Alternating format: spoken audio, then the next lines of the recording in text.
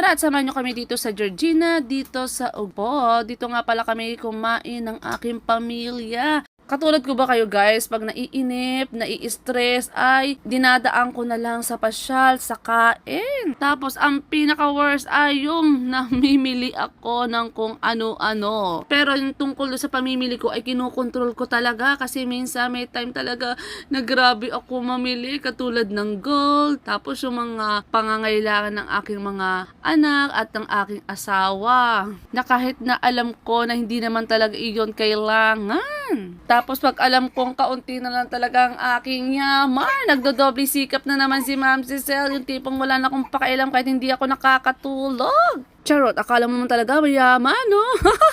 O, balik na tayo dito sa aming pinuntahan. Siyempre, tinaray ko rin itong halo-halo na ito dahil nag-trending nga rin ito sa mga ibang content creator na pumupunta dito sa Ugbo.